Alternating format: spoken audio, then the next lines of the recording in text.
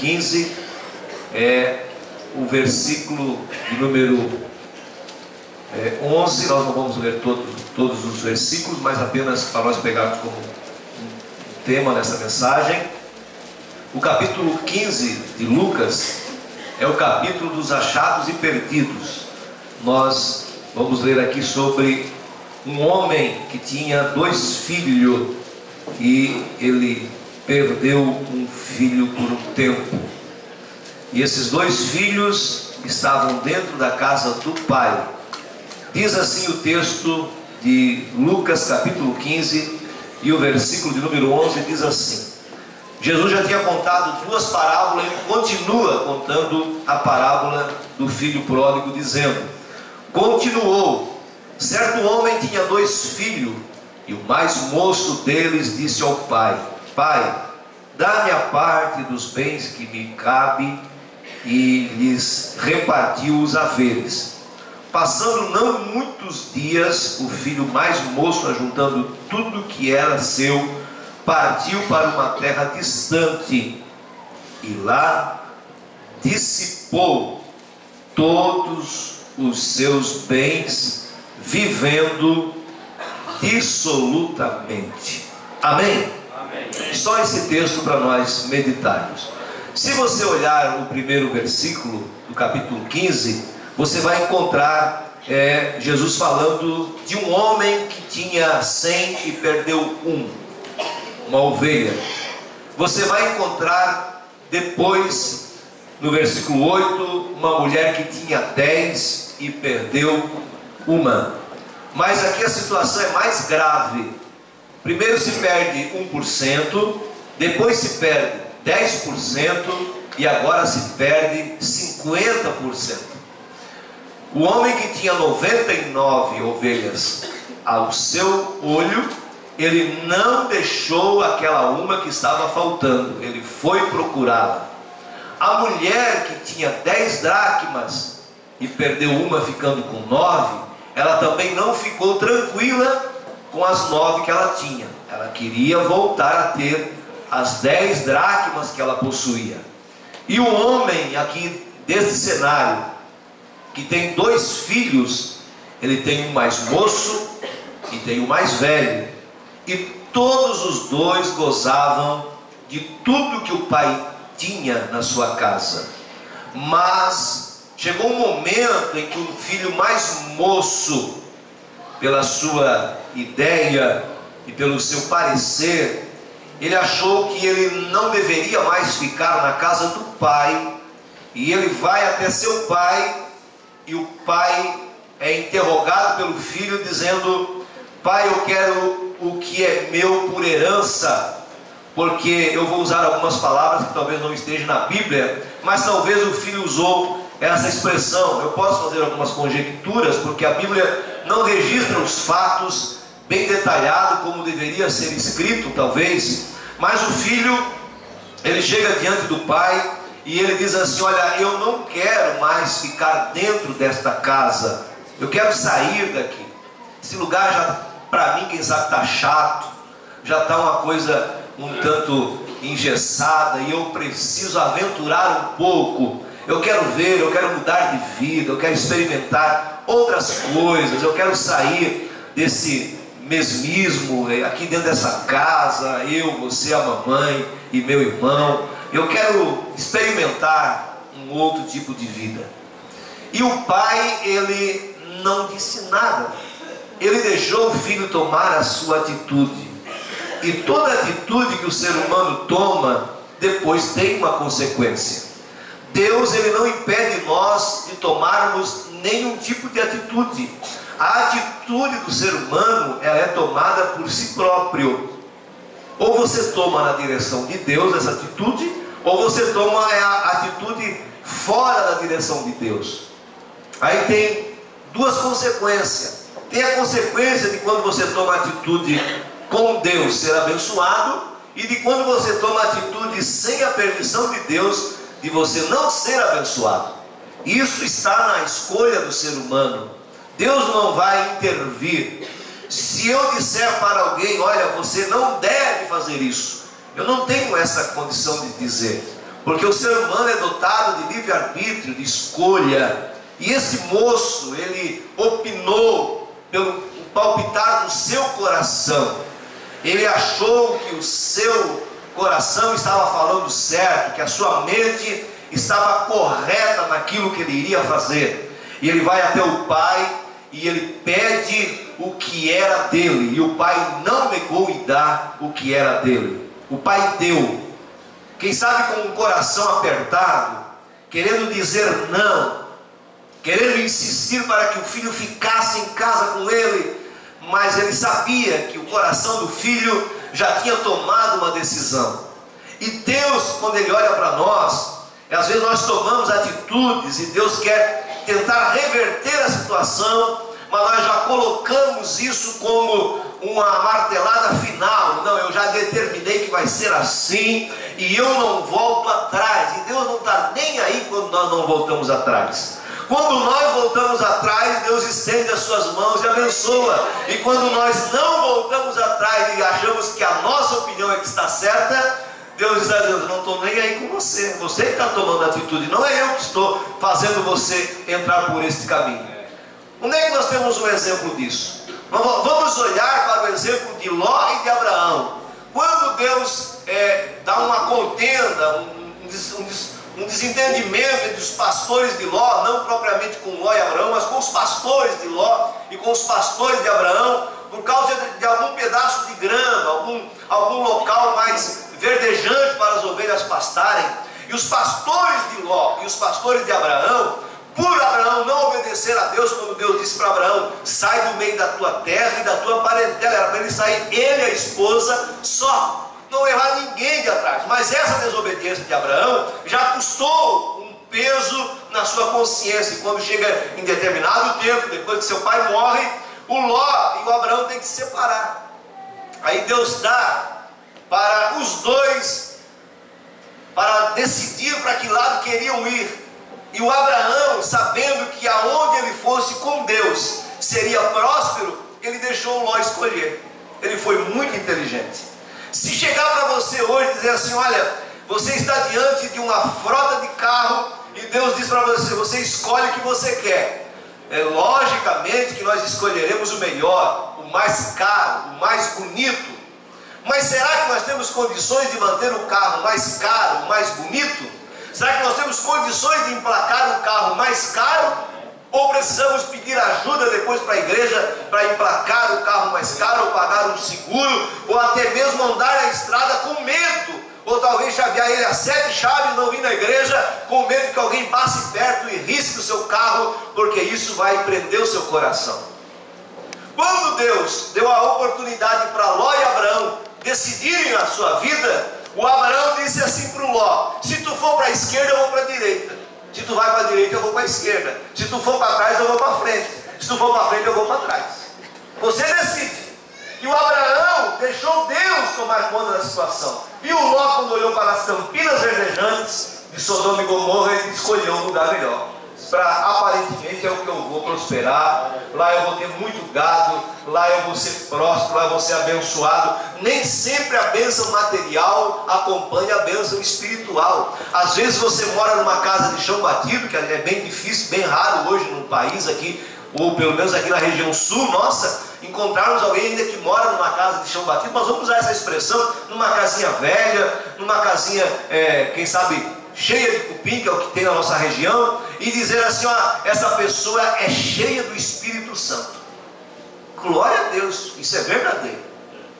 E você pode também encontrar um homem abastado, cheio do Espírito Santo, porque Deus não impede de alguém receber a bênção por ter ou por não ter. Deus não está olhando para o ser humano se ele está andando, a humildade dele está na roupa ou se está no coração. Deus, ele olha o nosso interior. Nós olhamos por fora e quando vimos alguém com um sapato envernizado, com um terno bonito, nós já julgamos por orgulhoso. E às vezes o coração dele é mais humilde do que aquele que anda de chinelo de dedo, de roupa velha, que mora numa casa de chão batido. Porque tem gente que mora em casa de chão batido, mas escolhe a marca do arroz, escolhe a marca da massa, escolhe a marca do azeite, escolhe a marca da carne. Se der alguma coisa para ele, diz: ó, dessa marca eu não como, eu só como coisa de etiqueta, eu só compro roupa de boutique. Enquanto que o pobre, que acha que é pobre, ele escolhe as coisas mais caras. O rico não, ele vai na coisa mais barata. Sabe por que o rico tem dinheiro? Porque o rico sempre procura economizar. Ele não é igual nós, quando vê uma coisa na vitrine, saiu agora, está na moda, ele vai lá e compra. Não, o rico espera todos comprar, e quando ninguém mais quer nada, que vai lá pro zero, lá ele vai lá e capta, esse aqui é meu. Aí, por que ele tem dinheiro? Porque ele sabe administrar. O pobre está sempre empenhado porque ele não sabe administrar o que tem. Tem gente que ganha um salário mínimo e gasta 1,5. Aí ele está sempre atrasado. Ele vai, em 2 meses ele já está devendo um salário, porque ele já gastou 1,5 e ele só ganha 1. Ou se ele ganha 2.000, ele já gastou 1.500. Aí com 500 não dá para fazer as compras, né? Ou desrancho, né? Estou filmando para falar, fazer compra no mercado. E para ir no mercado com R$500 é 4 bolsas, meu irmão. Se você comprar uma cardosa, então dá para trazer mais bolsas. Agora, se você comprar algumas coisas mais carinhas, meu irmão, você vem com 4 bolsas e o que tem naquela bolsa? R$500. Que diga o meu amigo lá da pizzaria Mandela quando vai no mercado para fazer as compras, para fazer pizza para nós. É por isso que nós temos que pagar cara a pizza, porque tudo está subindo, né? Graças a Deus, lá no Mandela ainda a pizza está barata. Então é assim. Aí administrar o que Deus dá para nós é um dom, é uma dádiva. Tem pessoas que dizem assim que eu sou muquirana, que eu sou mão fechada. Não, eu sou seguro. Eu não posso esbanjar aquilo que Deus me dá. Tudo que Deus dá para nós, Ele dá porque Ele sabe que nós devemos cuidar. E esse moço aqui, ele pede aquilo que era dele, que é dele de verdade, que Deus deu para ele, a herança que ele conseguiu com o pai. Você sabe aquela herança que quando o pai morre, os filhos já ficam se brigando para repartir, para vender, para pegar um pedacinho do bolo para cada um? Quantos lembram do Quinhão, né? Quando ia comer em 6 filhos, lá em casa era 7 filhos, mas o mais novo nasceu depois, nós já era grande. Aí a mãe colocava a comida numa gamelinha. Aí eu falei da gamela, alguém já pode ir, quem é o gamelo? O gamelo é um cara que vocês conhecem, mas eu estou falando de uma gamela de madeira que você usava para comer. Aí a mãe fazia um corte com a colher, ó, esse aqui é teu, esse aqui é teu, esse aqui é teu, esse aqui é teu. E não tinha como você só comia o seu quinhão. O quinhão do seu irmão era do seu irmão, mesmo que ele fosse mais atrasado para comer. Você só comia o quinhão que era do seu irmão. Porque existia o quê? Existia respeito, obediência, e a pessoa que existia na época, existia obediência, respeito, não se brigava. Hoje todo mundo se briga, se desentende porque está faltando respeito e alguém avançando naquilo que não é seu. É verdade. Nós temos que aprender que o que é nosso, e o que é do nosso irmão é do nosso irmão. O que é teu, o que Deus deu para ti é teu, ninguém vai roubar. E o que Deus deu para o teu irmão, você não consegue pegar porque é dele. Para cada um, Deus repartiu um quinhão. E esse moço disse, eu quero o meu quinhão, eu quero ir embora dessa casa. E ele foi embora. E a primeira atitude desse moço que ele faz, que ele começa a se perder, é quando ele abandona a casa do pai. E tem muita gente do lado espiritual que estão abandonando a casa do pai, no sentido não de sair de dentro da igreja. Quero que você me entenda aqui que eu não estou falando de sair de dentro da igreja. Tem gente que está dentro da igreja e está perdido dentro da igreja. Por quê? Ele está aqui com o corpo, mas a mente, o coração está longe. Ele já abandonou o pai, não conhece mais o pai, não tem mais intimidade com o pai, não fala mais com o pai, está de mal com o pai. E você já pensou você morar no mesmo teto de mal com o pai? O pai entra, o pai sai, o filho entra, o pai vê o filho e o filho está de mal com o pai. Não tem como essa convivência. Essa convivência tem que separar. E esse filho, ele diz assim, eu não quero mais ficar em casa. Então alguma coisa ele arrumou, algum obstáculo, algum subterfúgio ele arrumou para sair dentro de casa. Quem sabe ele acusou alguma coisa, mas ele saiu. E quando ele abandona a casa do pai, ele começa a perder. Quando nós abandonamos a presença de Deus, quando nós deixamos de ser mais afinados ou estar mais próximos de Deus, nós começamos a perder o contato com Ele. E às vezes nós estamos dentro da igreja, estamos dentro da casa de Deus, estamos aqui, mas não estamos sentindo a sua presença. Quem é o homem que estava vendo milagres, anjos, e não sabia que Deus estava ali? Você sabe, o Jacó. O Jacó, quando ele engana o pai, quando ele engana o irmão, e ele sai fugindo para a terra de Padarã, ele passa num lugar e ele coloca uma pedra como um travesseiro, e ele cai num profundo sono, e nesse sono ele vê que os anjos descem e os anjos sobem.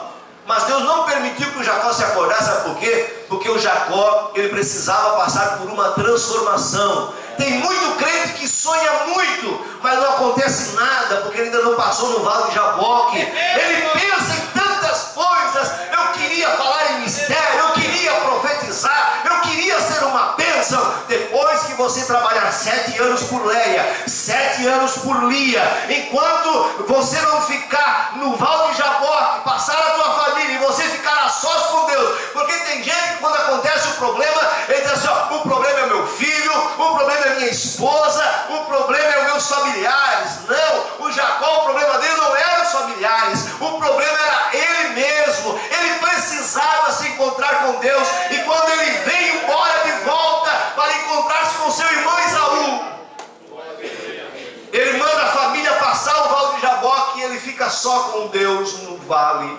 E diz a Bíblia que ele era um homem perfeito, não manquejava, um homem sarado, um homem, quem sabe, de capa de revista ou de jornal, mas ele estava todo errado diante de Deus. Quando ele passa no vale de Jaboque e ele começa a lutar com Deus e conhecer Deus, e ele não larga Deus, ele não larga o anjo, e a Bíblia diz que estava amanhecendo o dia e o anjo tinha que voltar. Ele disse, me larga. Aí ele diz assim, eu não te deixo, não te largo, se o Senhor não me abençoar. Você quer ser abençoado? Eu quero ser abençoado.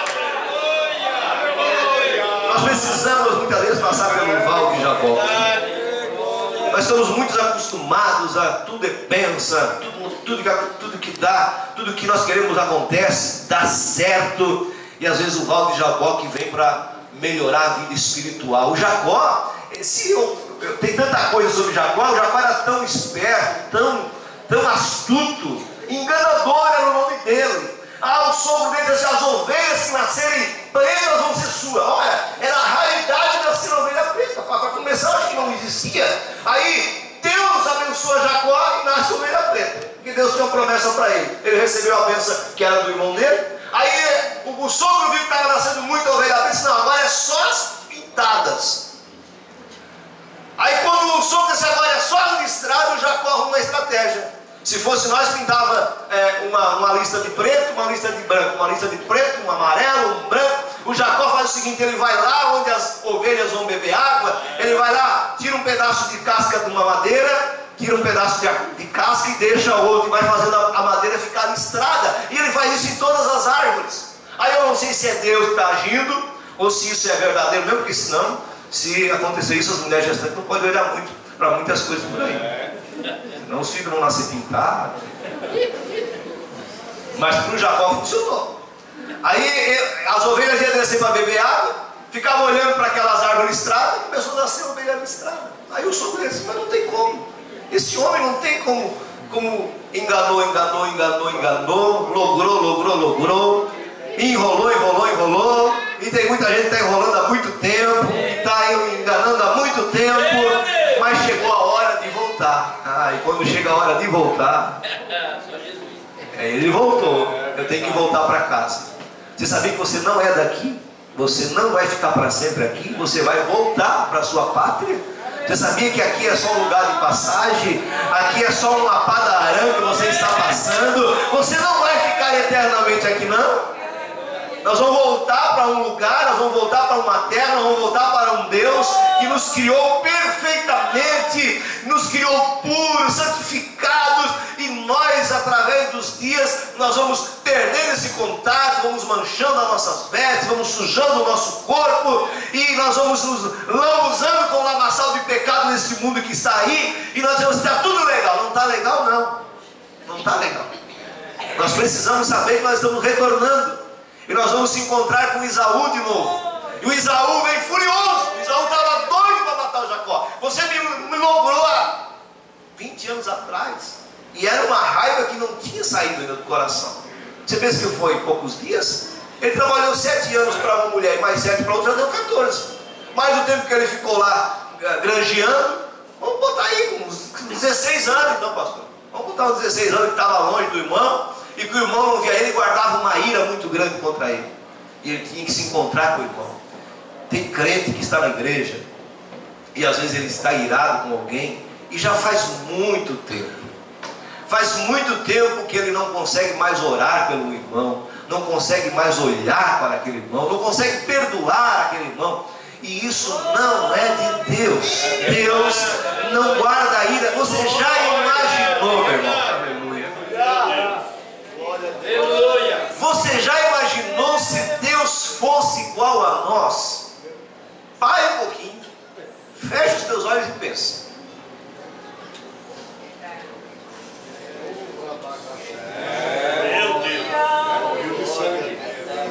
Se Deus fosse igual a nós, se Deus agisse da mesma forma que nós agimos, o Jacó precisava se encontrar com Esaú, e ele sabia que ele tinha que um dia ou outro encarar essa realidade. Eu vejo aqui essas irmãs, hoje eu fui lá no irmão Albinha, que está um pouco atrapalhado de saúde. Eu vejo aqui essas irmãs que servem de ser minha avó, minhas mães, mulheres de joelhos calejados, mulheres de oração, mulheres que dão exemplo, homens que dão exemplo para mim aqui.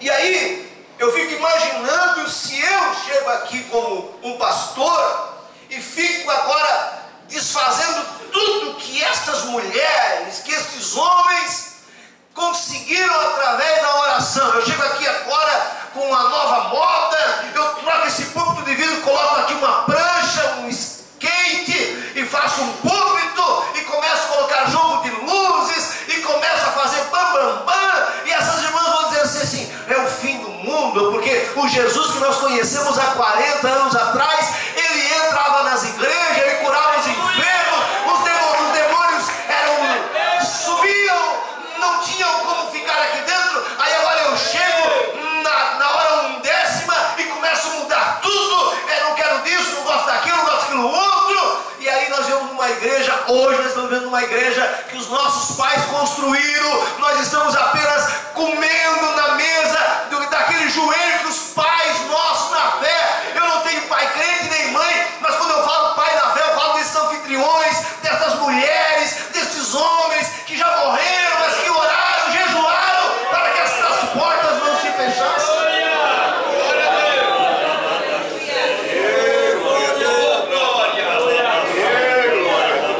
Aí quando o pastor é um pouco duro e pede, olha irmão, nós temos que ser santo. E aí quando eu falo em ser santo, o pastor vai falar em roupa e cabelo. Irmão, roupa e cabelo não adianta falar mais, porque infelizmente roupa e cabelo não está salvando. Mas só que a Bíblia diz que o coração reflete o que você é. E aí, se você, eu queria que o senhor falasse cabelo, eu falo sobre cabelo 3 dias, e falo sobre roupa mais 3 dias, sobre a doutrina da santificação, sobre o pudor, a modéstia e a decência. Isso é bíblico. E aí quando Deus diz assim, eu acho que foi Marcos que falou aqui, né? Sede santos, porque eu, o Senhor, vosso Deus, sou santo.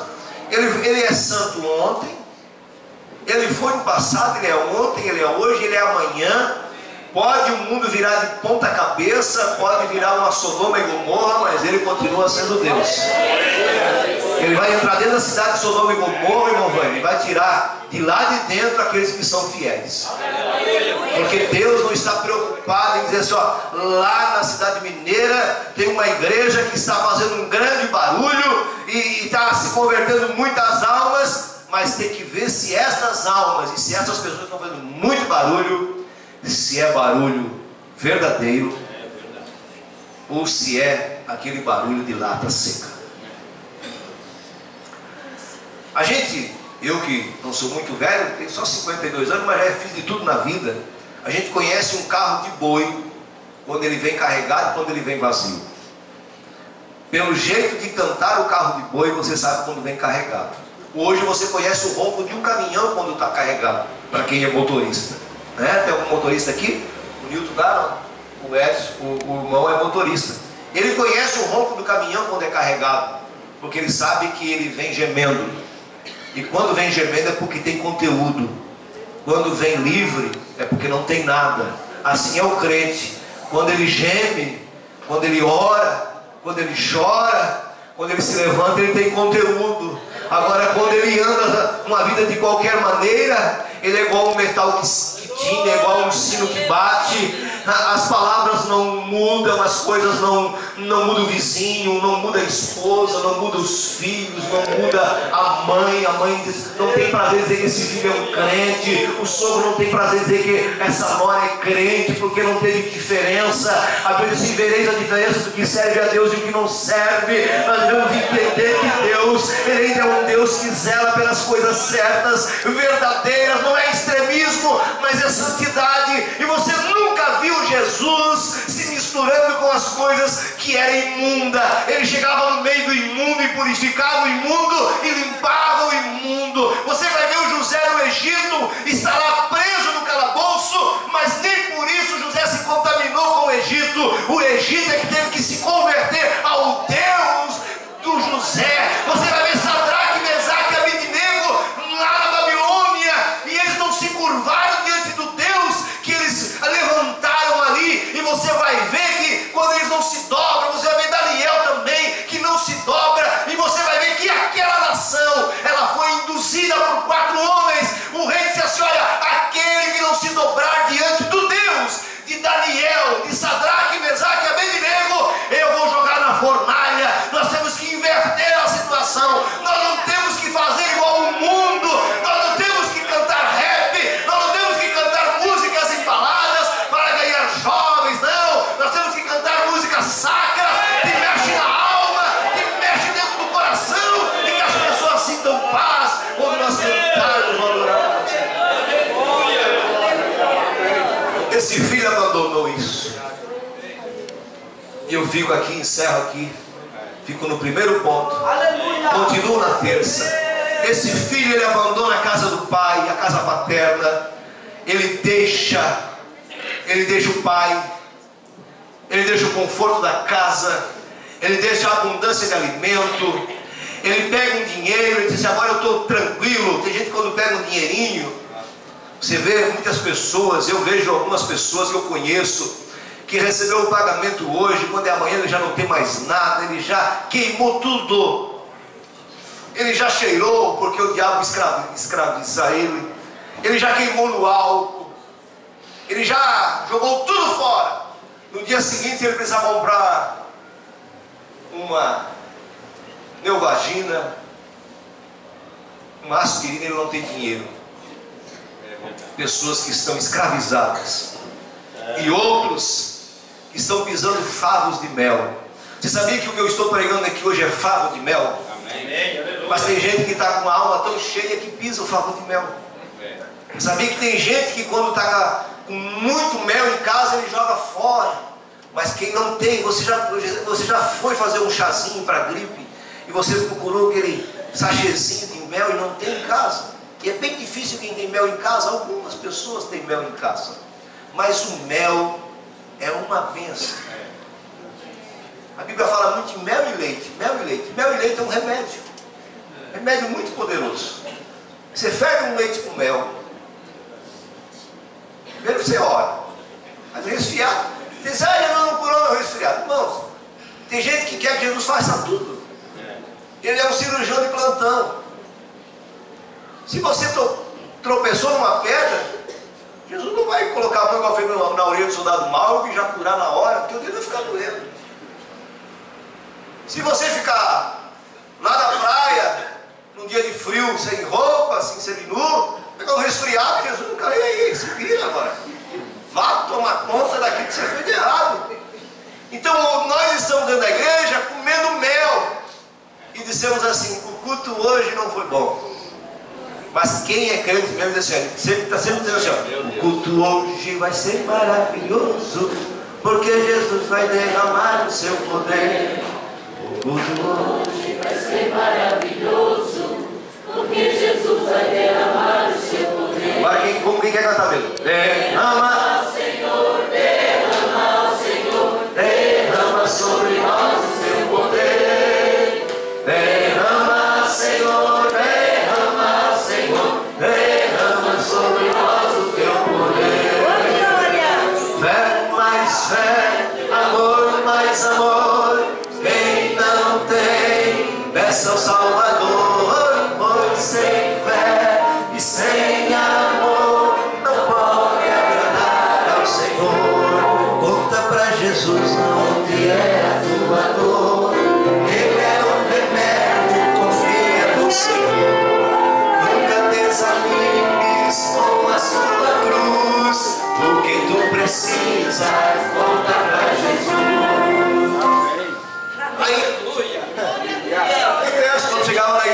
esses corinhos. Ah, Jesus está aqui, está mesmo. E Ele está aqui hoje. Só que o descontentamento, eu não queria, eu queria uma palavra mais suave. Eu queria uma... Hoje é assim, ó, tudo é relativo. Se o pastor grita, não reclama porque grita. Se o pastor fala baixo, não estou ouvindo. Se o pastor prega rápido, é uma metralhadora. Se prega lerdo, estava com sono. Se o pastor anda de carro velho, coitado do pastor, né? Tem que ajudar a dar uma oferta para ele. Se ele usa um sapato velho, eles fazem uma campanha para comprar um sapato. Se usa um novo, é orgulhoso. Se usa um terno velho, tadinho do pastor, acho que ele não ganha bem. Se usa um novo, diz, ó, tá metendo a mão na bandeja. Nada. Aí você fica perdendo a bênção por coisinhas banais. Você está dentro da casa do Pai, você está vivendo com o Pai, mas reclamando do Pai. Eu quero orar por você. Depois nós continuamos os 3 passos da perdição desse filho. Mas eu quero orar nessa noite. Vamos de novo, Romualdo? Aleluia. Glória a Deus, Deus, glória a Deus. Obrigado. O culto hoje vai ser maravilhoso. Quem crê, vem na frente.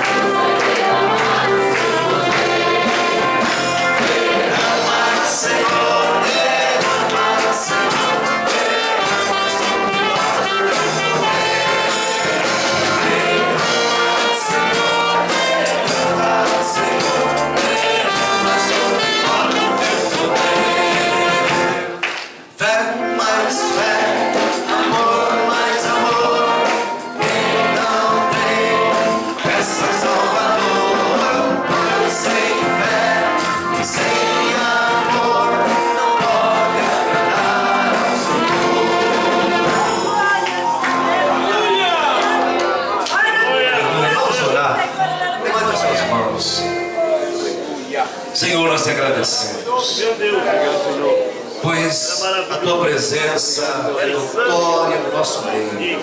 Obrigado, Pai, por esta palavra. Nós estamos na tua casa, junto com a tua igreja, comprada pelo teu sangue. E nós estamos vivendo em dias difíceis, em que Deus, que maravilha. nem o Senhor consegue acabar a todos. Há uma reclamação generalizada. A humanidade critica o Senhor. Já tentaram colocar o Senhor até no tribunal, só que o Senhor não apareceu. Eles ficaram atordoados. Meu Deus, nós estamos aqui para te adorar, para te agradecer. O que o Senhor der para nós a mais, tudo é lucro. A nossa vida está nas tuas mãos. A herança que o Senhor deu para nós não podemos perder. A herança do nosso nome escrito no livro da vida. A herança de estarmos aqui e sentirmos a tua presença. Isso é algo extraordinário, incomparável com as coisas deste mundo. É algo incalculável que ninguém pode imaginar. A dimensão, a profundidade, a altura daquilo que o Senhor, por sua infinita misericórdia, tem dado a nós.